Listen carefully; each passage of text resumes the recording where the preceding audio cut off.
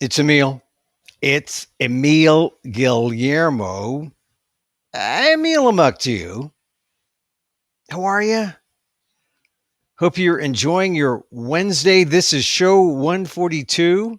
Show 142 of our program, Emil Amok's Takeout Live, the live stream. We do it live because why not? It's more dangerous and it shows that, hey, we don't have a script. I mean, we prepared. I mean, we read some stuff. We're going to regurgitate and digest what we read. My dog's going to go crazy, and maybe one of the service guys is going to come around and like ring the doorbell. I sure hope not, but we need an audience, right? So, Emil Amok's Takeout number 142, subtitled "What Does an Asian American Think?" Acronym, because we all love acronyms. What that? I mean, yeah, what would an Asian American think? What that? That's how you pronounce it. We fill the void. Oh, yeah, you're joking around, Emil. You're just joking around now. No, I'm not joking around. I mean, really, what does an Asian American think these days? I'm a Filipino. We count. We count. We're like in some places we're like number one. I think we're the number one Asian American group according to the census, or actually according to Pew, the Pew Research Center's analysis of the census data. We were number one in South Dakota and North Dakota, I believe. I mean, it was one of those states where Filipinos were number one. And but look, we are all one, right? We are AAPI or AANHPI, Anipi hymns, Asian American Native Hawaiian Pacific Islander month, right? That's in May. That's how I got Anipi hymns. We're just Anipis. Anipis? This is what I like to call the micro talk show of the AAPI or the ANIPs or the AAXs, which is a naming convention that I use just to describe us, right? We're Asian American, then fill in your ethnicity. Asian American Chinese could be Ak or Ach, looks like Ache. Asian American Chinese Ethiopians would be Ache, I guess, AACHE. Chinese or AAJs, Asian American Japanese, Aj. Anyway, the naming convention works sometimes because we have a hard time figuring out what to call our coalition of people. But the thing is, I just talk about things like we matter. I bring up the news topics. You don't have to be Asian American because all the news applies to everyone. You say, wow, Asian Americans think this? I mean, this is what Asian Americans really think about, or well, one Asian American. But you can say, well, this is how I think about it, and we can compare notes. It's the comparative reality of it all, right? And so today on today's show, and usually I start at 2 p Pacific live, Monday through Friday. You can catch it live on the YouTube channel at Emil. If you put in Emil Amok, 2 words, you can find the YouTube channel. And it's the right YouTube channel because I feature a French pit bull. And it's French because it's wearing a pink sweater. But it's I don't know. It's a central casting dog. It's not my dog. Especially now with all the hubbub about France, I don't have French bulldogs. I like border collies. I like American bred border collies. Those are my dogs. Those are smart dogs, border collies. And I like the California ones, the McNabs. They're my favorite. My Ross McNab. Ross McNab Guillermo, my favorite dog. We had to put him down a few years back. Anyway, that's how you know you're in my YouTube channel. And then you can look at you can look at the stuff live, and you can look at all the old things, previous shows. I just started doing it about a week ago, and this is show number 142. But, Facebook, we do most of our stuff on Facebook on emilguillermo.media or my Emil Guillermo Facebook page. That's how you find us. I gotta take some time to tell you how to find us, how you play the game. And then you see it live, and then you see it recorded, and then you can say, Then you listen to it and you say, look, do I have to see Emil and his gong? Well, thank goodness. Some people used to complain that music he used to play. I don't play the music because since I got out of my closet, that's right, I was a closeted Asian American. When I got out of my closet and I came down to this broader space where I don't have to like knock down suits I don't wear anymore that were hanging in my closet, I just the setup was such that I can't play the music nor actuality as well as I used to in my booth. So anyway, here we are. We're talking about the news. We're mindful about the news. Show 142. This is where you catch us. And of course, amok.com, my website, right? You can follow us on Twitter at Emil Amok, EMILAMOK, and on the website, amok.com. So, what does an Asian American think about what? What that? About what? Well, all right. Here are the topics today. Petito Grande, untrumping the UN, COVID Dr. Ken, Emmy's visibility, COVID Vax Americana, a little politics, a little Bonta celebration. It's a birthday for Rob Bonta today. And my sister, my half sister, so I'll just give her a half a greeting today. All that coming up. We're going to all squeeze it in and squeeze it in a reasonable time. These are my meditations. Emil Amok, I'm showing some growth because I'm now mindful about things. So before I strike at something, before I go amok, I pause and I just stare at the camera mindfully to say, do I really want to say that? This is not self-censorship. This is being mindful. So let's take the first one, Petito Grande. Look, I'm like a lot of you. Well, maybe not quite like a lot of you, but I know some of you are real true crime fans and you're looking at true crime stuff. There's a show on Hulu, only Murders in the Building, which sort of spoofs the whole true crime thing. Steve Martin Short, very funny. I watch it. I like both of them. Selena Gomez is in it, right? Selena Gomez, who was, as a mindfulness note, she was seeing a picture of her with the Dalai Lama. And it for some reason, if you support the Dalai, well, we know the reasons because Tibet and China have this beef going on. If you're seen with the Dalai Lama, you are like verboten from performing in China. So anyway, that's Selena Gomez, who's in that Steve Martin thing. Anyway, back to true crime. We're obsessed with true crime. And so the Gabby Petito story has been fascinating since it broke on September 11th, since I first heard about it. Here it is now, the 22nd. And now the worst fears have come true. We have social media jumping into it. This has become kind of like a crowd sourced murder. I mean, unlike in the old days where, the authorities would put out a thing saying, we need help on this. If you know something, tell us, reward, and that was a way to crowdsource. But now, the latest I heard was there's some people coming out saying, hey, we gave that guy, the laundry guy, we gave the laundry man a ride. And now they're searching for the laundry man in Florida. They called off the search. Now they put it on again after they realized, hey, this guy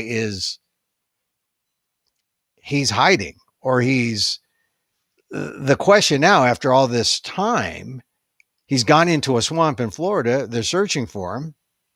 He may not be alive. This may be his way of ending it all. Anyway, fascinating story, right?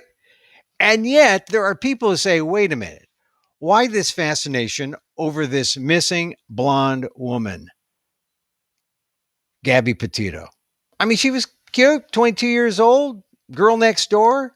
Father makes a pitch saying, "We got to find Gabby." The Brian Laundrie, the fiance comes out, and he doesn't say anything. Immediately, people are suspicious. He goes missing. They find her remains. Now they got a murder case. I mean, I can see why people want to talk about it. It's happening in real time. And yet, some other commentators have brought up the fact that, hey, would we be talking about Gabby Petito if she wasn't a blonde, cute American missing? I don't know. If you have been trying to get media time on anything, on any story, you know how difficult it is. If you work for an organization and put out a PR release, or if you are trying to compete for media space, it's not easy getting the media's attention. And somehow I think the fact that Gabby Petito was also in the social media and had a kind of built-in audience, I think that may make her more appealing to a news organization than just the fact that she's a pretty white woman. But it's an issue.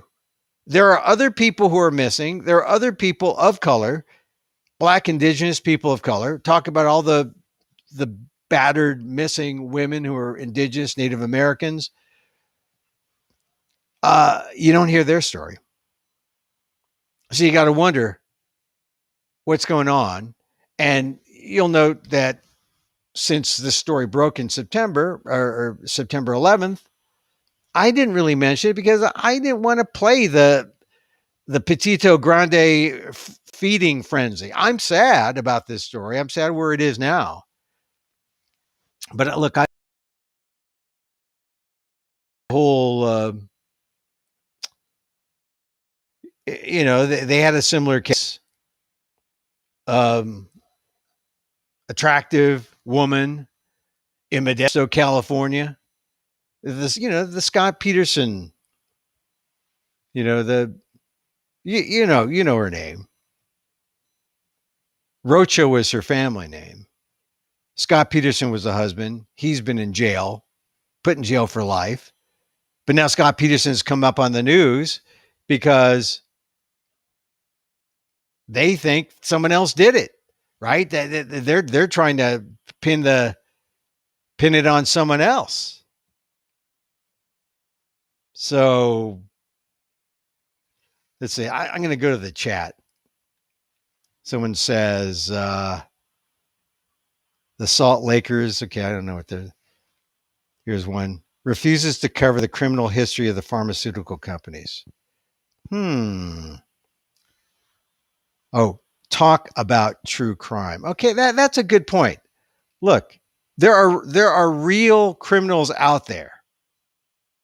I think that news media organizations, they find a story that's emotional. They find a story that has appeal because look, they're looking for ratings too. But I have to agree with the Salt Lakers, who is a person who's appeared on who comes on this chat. That's fine. That's what the chat's for. You can interact. But I've talked about things like Purdue Pharma.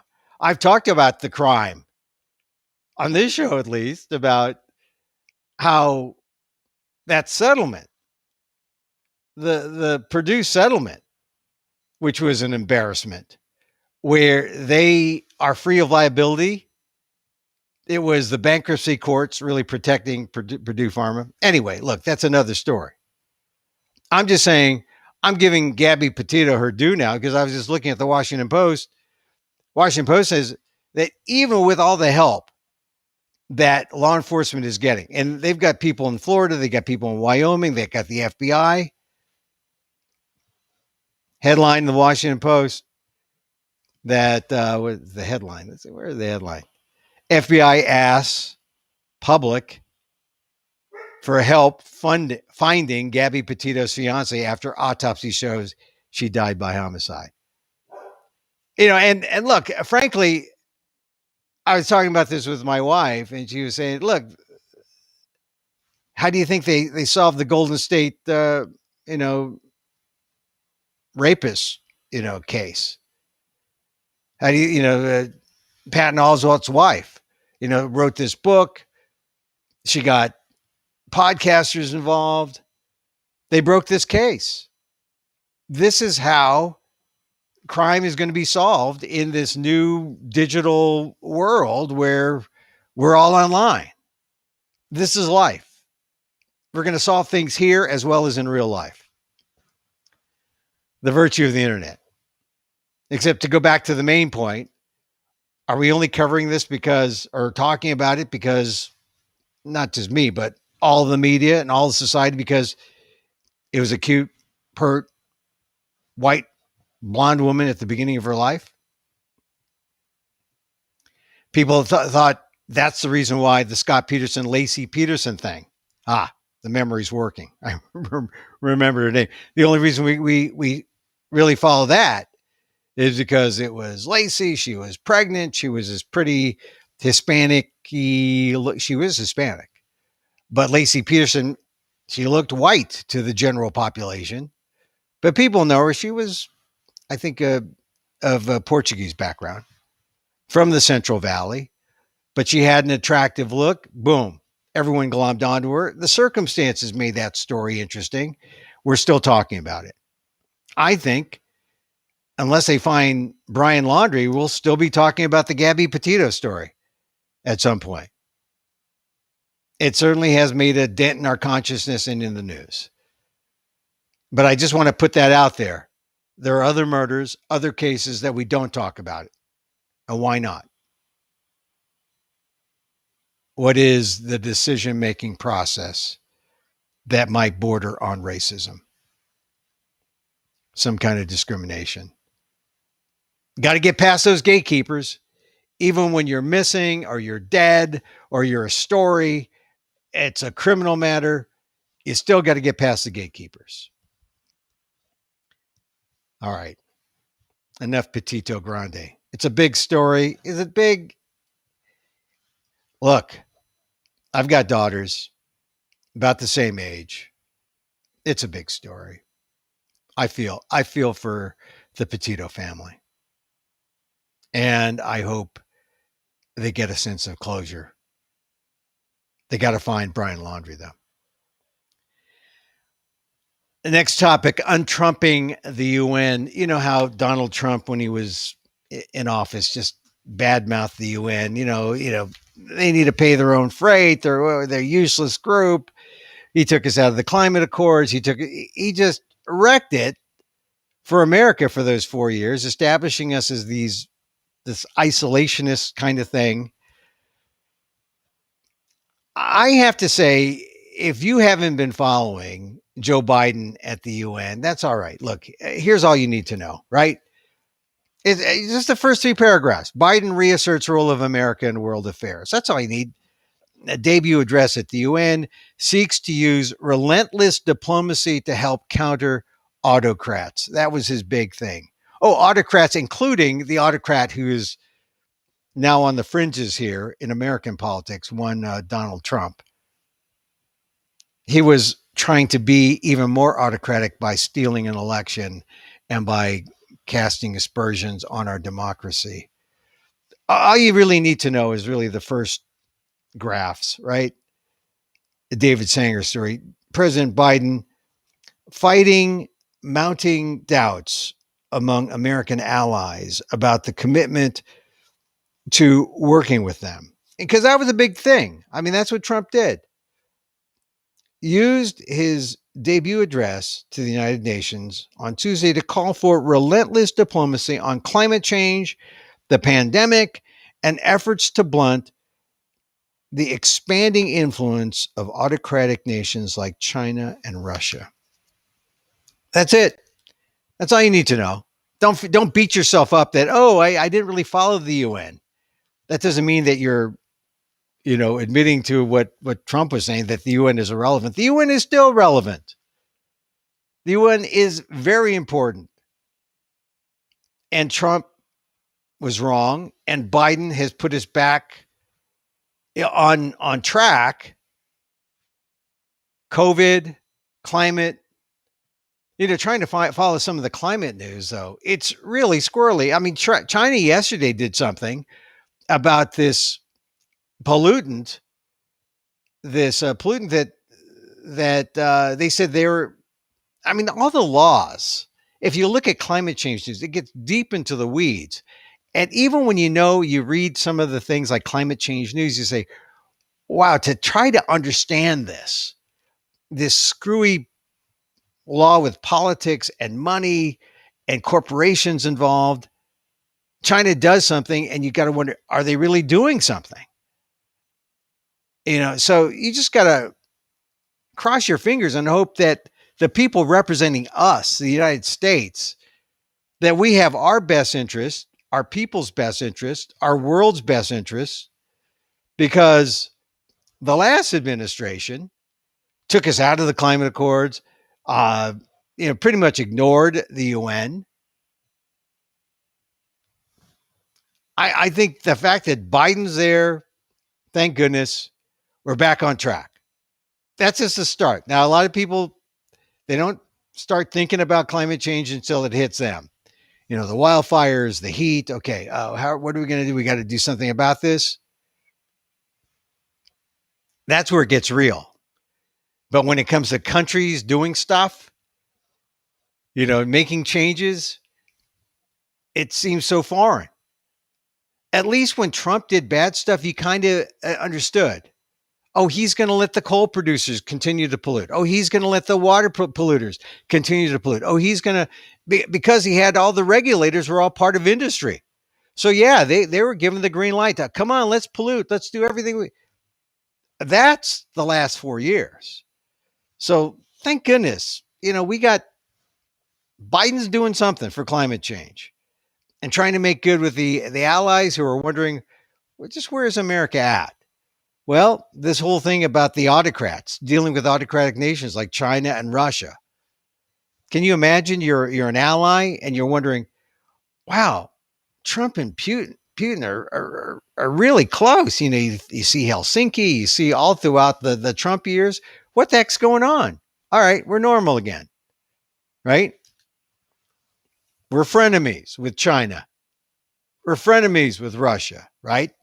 It's aggressive diplomacy in the name of our common interests, right? We're all one world. They're not making any more of it. We got to take care of it. So thank goodness Joe Biden's out there. Look, on COVID, I talked about his speech the other day being Vax Americana, because we need to be vaxxed. America's only like 60% vaccinated now? It needs to be a lot more, like 70, 80% in order to let things work. I was looking at the numbers in California. I kind of mentioned them yesterday. 2.9%, the positivity rate in California. But it could be as high as 6.2% in some areas, like in the Central Valley, 6.2%, 5.8% in Sacramento, but 2.9% overall. So California is doing well. And if you look at the COVID map, California is doing much better. It's the only state that's out of the red. It's now kind of like reddish, but not red like all the other states.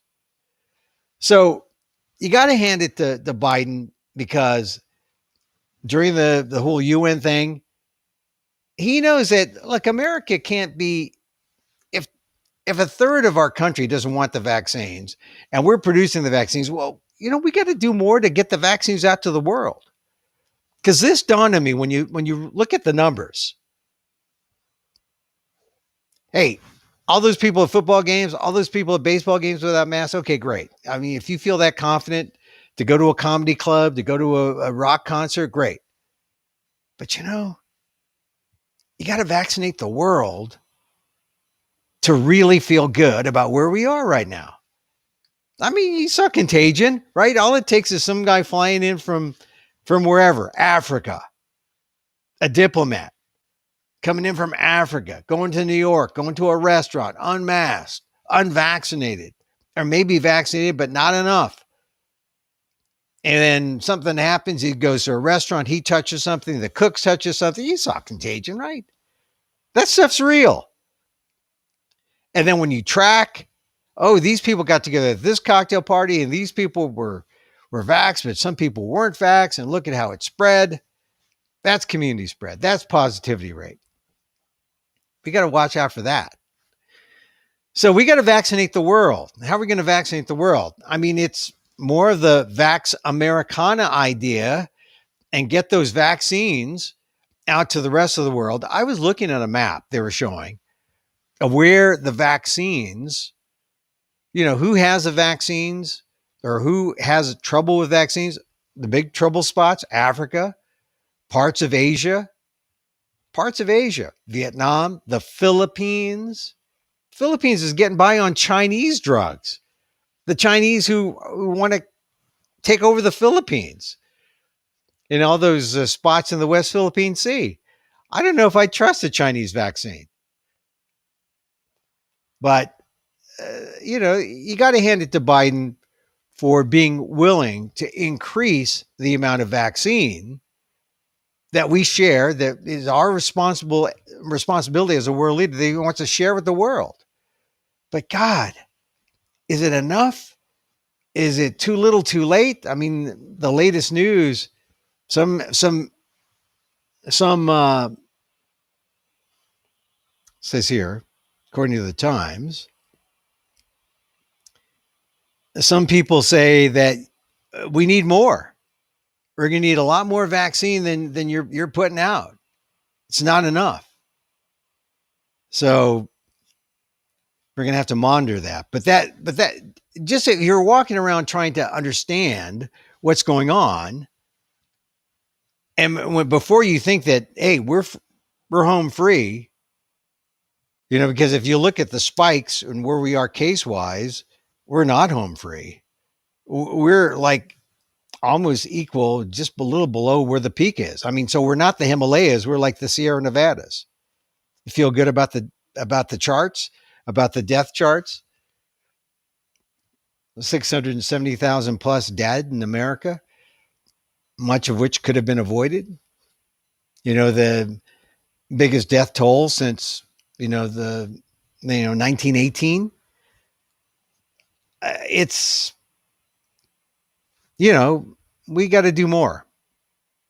So suddenly, Vax Americana isn't just us, it's the world. We got to vaccinate the world. One of the things about doing a show like this online is that there's a lot of misinformation here. But look, I'm not saying don't get vaccinated. I'm saying get vaccinated. I'm sort of the antidote to all the shows that say, oh, I'm suspicious. I don't really want a vaccine. Get vaccinated, please. Dr. Ken Jeong, who I wrote about on my my ALDEF column, Asian American Legal Defense and Education Fund.org/blog. He was at the Emmys, and he was kind of like the Asian American. He's the Asian American of the moment now. Ken Jeong, by virtue of being Dr. Ken, by virtue of being the mass singer. I guess that's like a COVID mask too. I'm saying he's got the right message. The mass singer. Yeah, that means he wears a mask. He believes in masks. Masking. It works. He was on one of the late shows, the one with James Corden. And he was doing his thing. He's spreading it out on Twitter. I retweeted it on my Twitter page at Emil Amok. Dr. Ken's a smart dude. He knows it's better to be a comedian than a doctor. But hey, you're smart. That's good. That's one of the bennies. I'm a smart comedian. Goes back to my old saying. All the smart people want to be funny, and all the funny people, they want to be smart and serious. And that's why Jon Stewart's back with a talk show talking about problems, right? Funny people want to be serious, and serious people, news guys, want to be funny. That's my theory. So Dr. Ken has the best of both worlds. He's a doctor who's like slumming in the comedy crowd. But he was saying, look, we had a lot of misinformation. not just people saying, you know, point blank, don't vax, but just like people who didn't have the real stuff. They didn't have the goods to let people. And so it's created a confusing environment, mixed messages. People don't know who to trust. But in the end, if we want, and this is Dr. Ken, doctor, worked at Kaiser Doc. If we want any kind of normalcy, we got to get vaxxed. And then we can hope, this is what he said, normalcy by spring of 2022. Spring of 2022. I mean, I think that's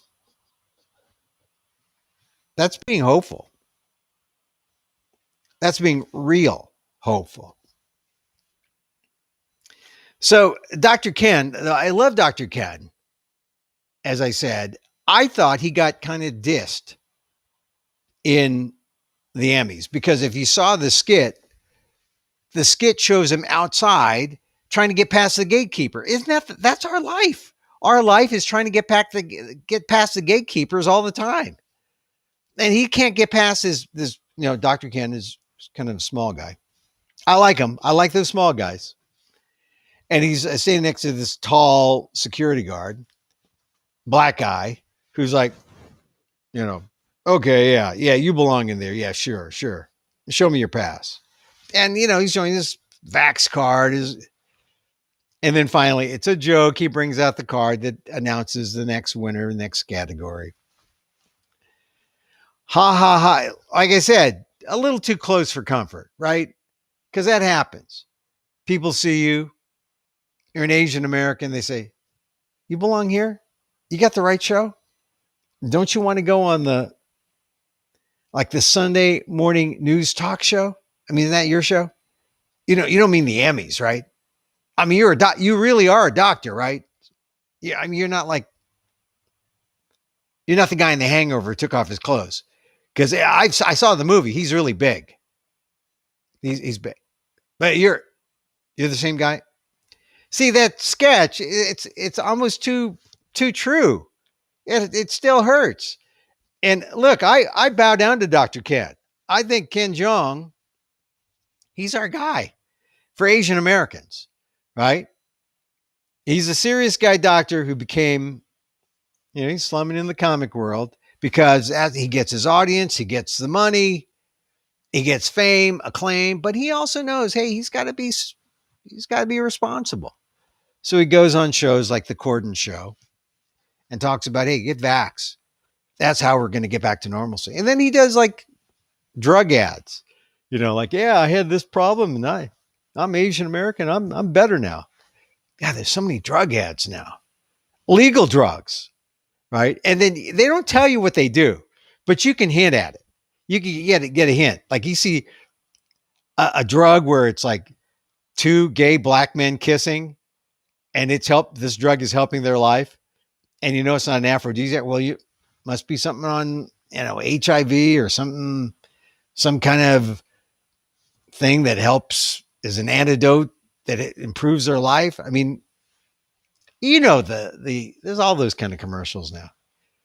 Anyway, Dr. Ken's our guy. I was just backing him up. I'm just saying Dr. Ken should be revered. He is like the number one Asian American guy because he's serious and he's funny and he took off his clothes on The Hangover. I need to repeat that so that, to give Dr. Ken some street cred. I mean, so we can identify him. Oh, yeah, that guy. I like Dr. Ken. I like his stand-up too. His stand-up's very funny. All right. Visibility. But here's the thing about that column I wrote on the Aldef blog.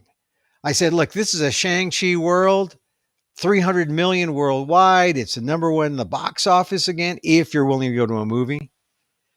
The Shang-Chi, and so in film and TV, we got Dr. Ken, we got Shang-Chi. We are visible. Asian Americans are visible. I was in a meeting the other day, and one of the least visible Asian American groups, a representative, said this that sort of echoed what I was saying. Because I was saying, look, we got Shang-Chi, we got all this. What does visibility get us? Why don't I feel good? Why aren't I feeling good enough? And the issue is I'm not feeling good enough because visibility does not equal power. Visibility does not get us to the promised land. So now they see us. And so now they can diss us in our face or to our face. Forgive me the prepositional faux pas. Visibility. It's not underrated. Yeah, we got to be seen. But just being seen, now we got to be heard. And now we have to be taken seriously.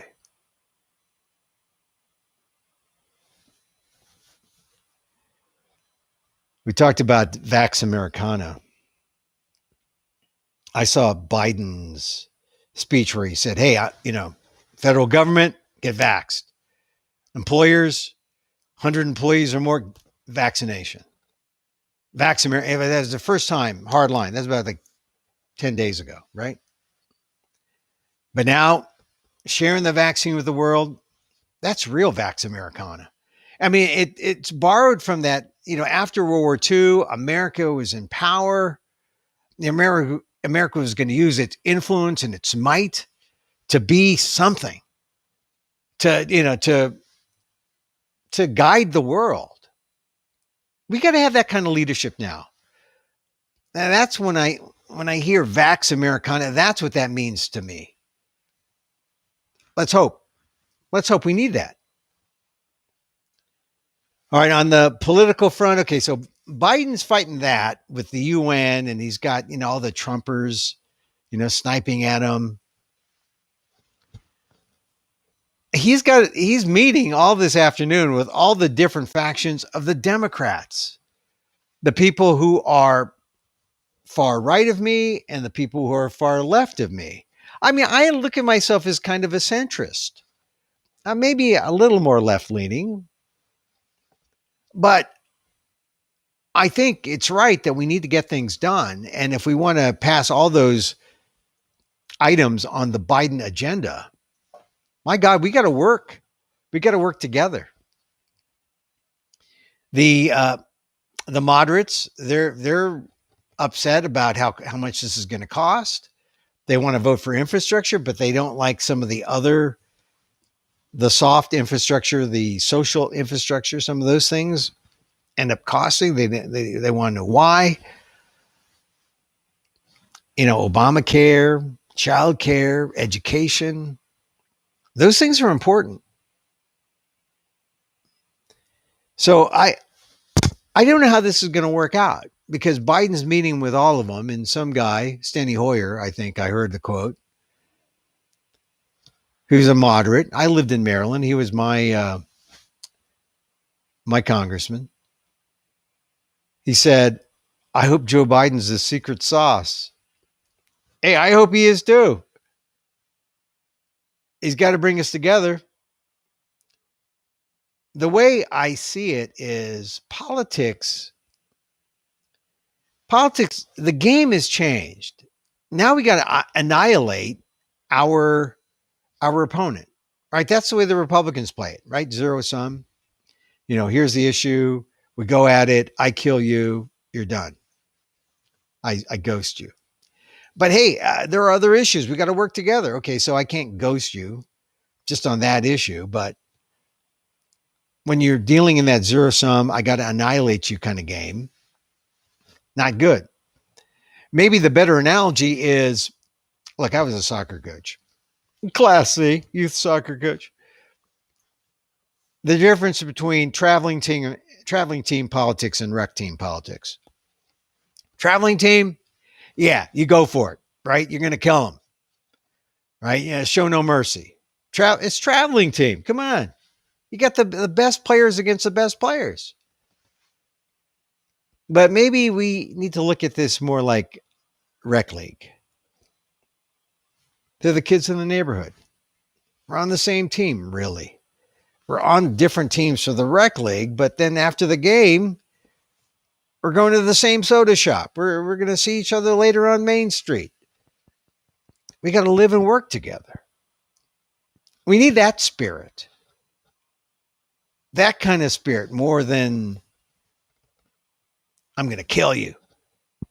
I'm going to like smash you. Rec league. Rec league politics. And I'm talking about the Democrats amongst themselves. I'm not talking about the Democrats and the Republicans. I'm talking about the Democrats and amongst themselves. They've got to look at this as we're playing rec league ball. That's the kind of politics we need. Now, I'm on Facebook. I'm on Emil Guillermo.media on Facebook. We're also on our YouTube channel. So we're like putting this out in all different places. I want to mention this because there have been a number of stories that have really been eye-catching about Facebook.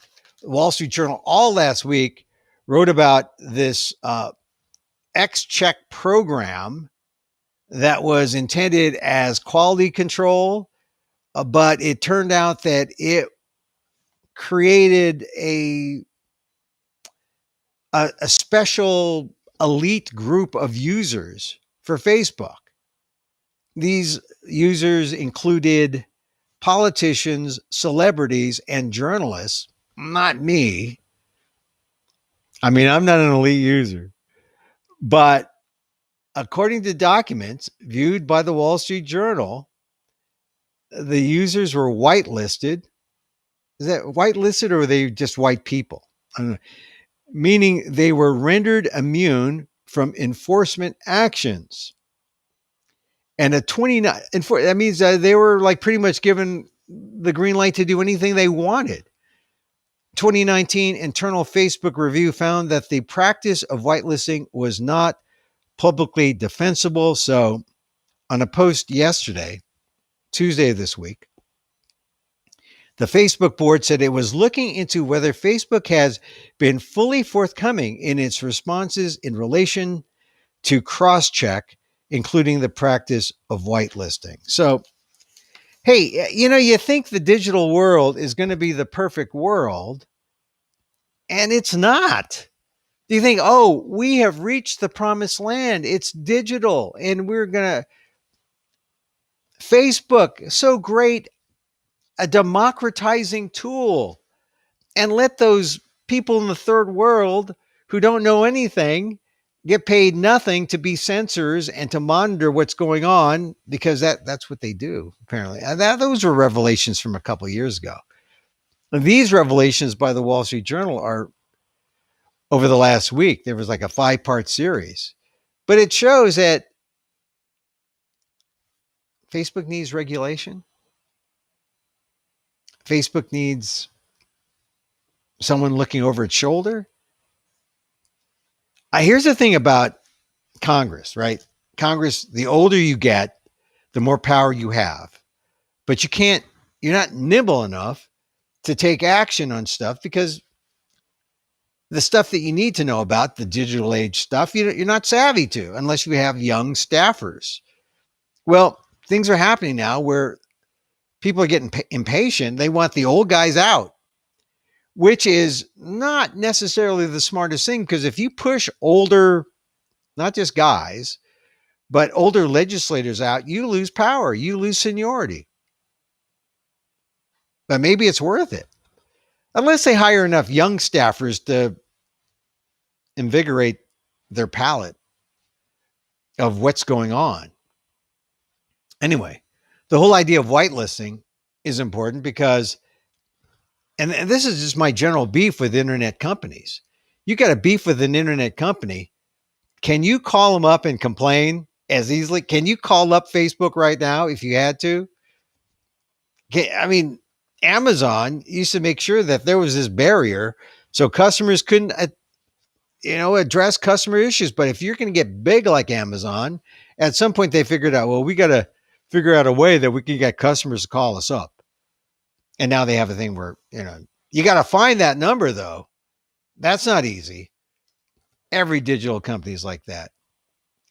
Because every digital company, while they're on the forefront on a lot of things, have set us back on other things like unions and employee rights and consumer rights. We've got to fight those battles over again in the digital realm. And is it worth the convenience? I mean, they're not paying me stock shares or stock options, but the people taking stock options have to think of that. Oh, well, I guess we got to be kinder to the consumers now. I guess we have to consider the public and not just quote unquote shareholder value, which is all they care about because they just want their stock options to rise. The tech world. One of the many contradictions in the tech world. Okay, one last Facebook thing, because this is the top of the fold of that was in the Wall Street Journal. But this story was equal to Biden reasserts role of America in world affairs with the UN speech. It was equal to with hospital, well, actually higher than with hospitals full, non-COVID patients despair. It was equal to Trump campaign new vote case was groundless. You know, that news conference where Giuliani gets up and says, "Hey, those voting machines were rigged," right? And you can see him like leaking his hair color. Boy, we're going to take away his hair color license. You cannot use hair color and drip in the lights like that without embarrassing all hair color users. My God, Rudy Giuliani, take away his Medicare card. But anyway, the story that's equal to that. Facebook uses its news feed to fight critics. We could have assumed that. I don't know. It says less transparency, and less apologizing. This is Ryan Mack. Oh, a guy named Mack covering tech. Maybe there's a bias. And Shira Frankel. Here's the lead. Mark Zuckerberg, Facebook's chief executive, signed off last month on a new initiative codenamed Project Amplify. The effort, which was hatched at an internal meeting in January, had a specific purpose to use Facebook's news feed, the site's most important digital real estate, to show people positive stories about the social network. Oh, yeah. Let's just, every time someone praises us, yeah, Facebook, it's enabled Emil Guillermo's takeout. Let's see them do that. The idea was that pushing pro Facebook news items, some of them written by the company, would improve its image in the eyes of its users, three people with knowledge of the effort said. But the move was sensitive because Facebook had not previously positioned the newsfeed as a place where it's tarnished, where it burnished its own reputation. Several executives at the meeting were shocked by the proposal, one attendee said. So Project Amplify, using newsfeed to be a PR thing for Facebook. Is it shocking? I don't know. But once again, it's another bit of information about Facebook to let us know that, hey, we like Facebook. It can be good. It's democratizing, but it's also self-serving. Is that news? Yeah, we need to know how Facebook acts. The whitelisting, the Project Amplify, it's all coming out. And what does this mean? It means some young staffer in Congress is going to clip these articles, give them to their aging boss and say, we got to do something about this. It's coming. It's coming. All right. Lastly, some birthdays are in order. Today is Rob Bonta's birthday. I don't want to give away his age. I don't even know his age off the top of my head. But all I know is he's AG. He is slightly younger than me. He grew up in the Central Valley, and in the sort of the shadow of Cesar Chavez.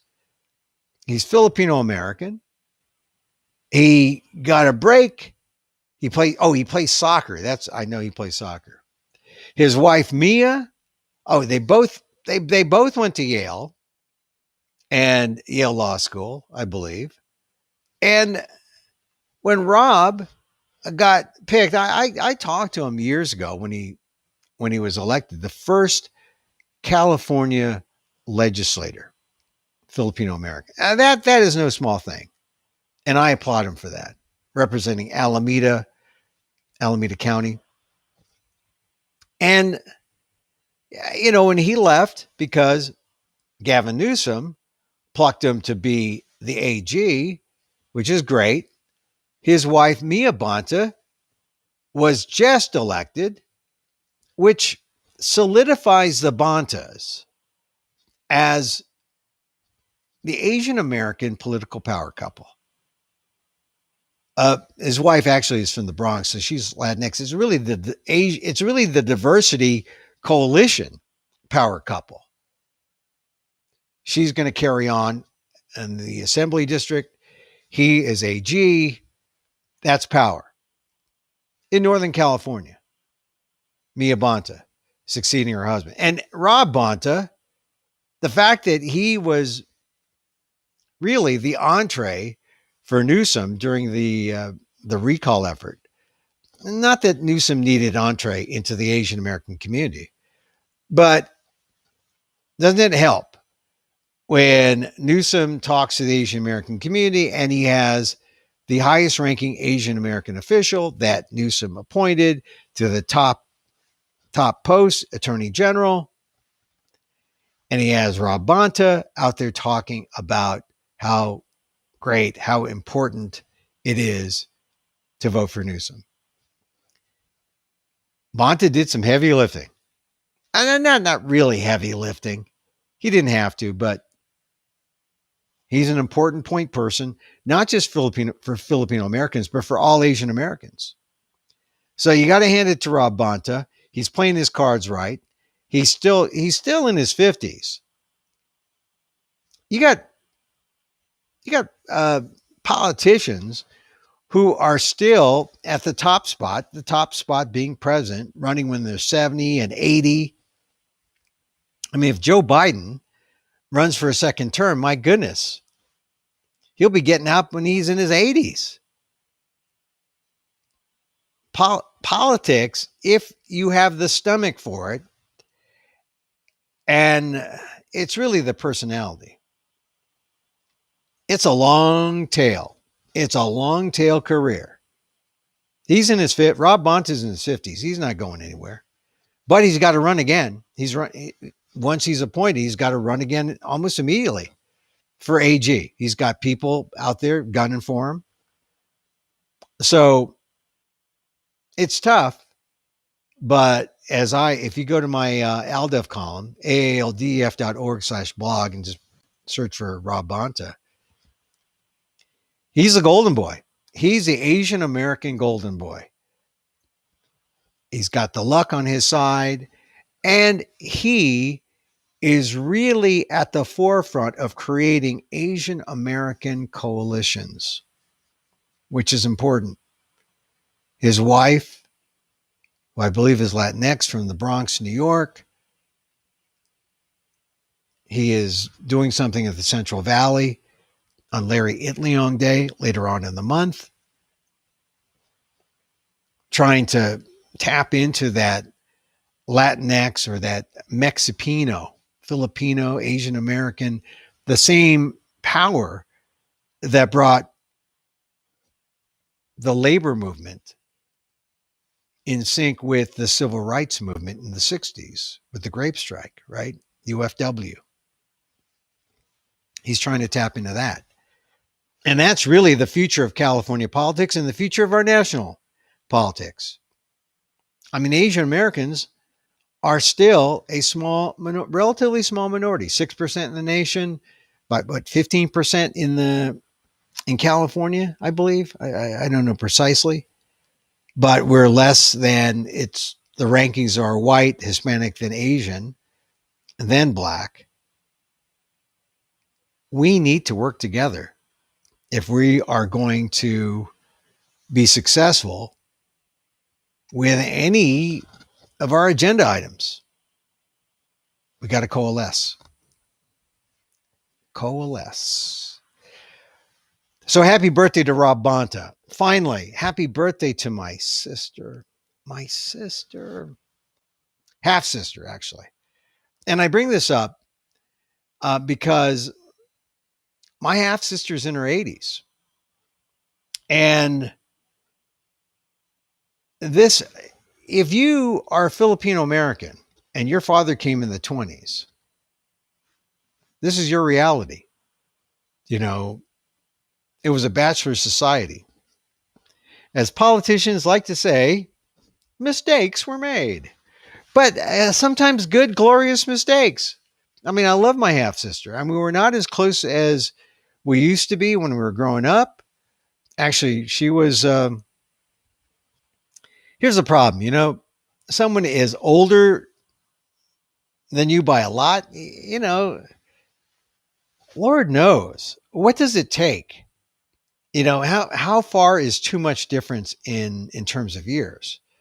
I have a cousin who's like 5, 10 years old or younger, or 5, 10 years older. Did we really get to know each other? No. I mean, we had to be like the exact same age or almost, like 1 or 2 years.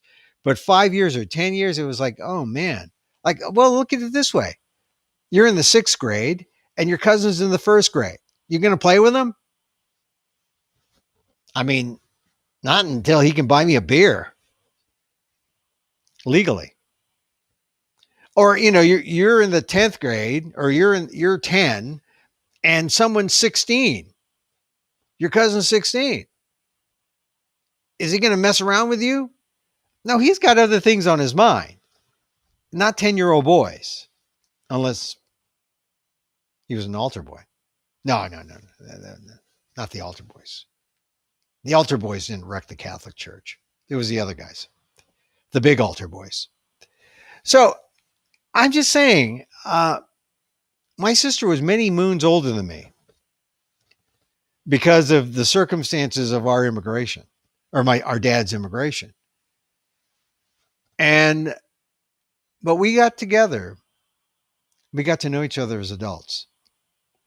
And so happy birthday to my sister.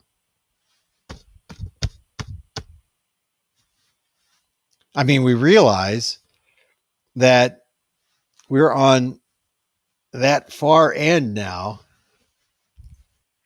This is where you appreciate grandchildren and children, right? But no grandchildren for me. Cross my fingers.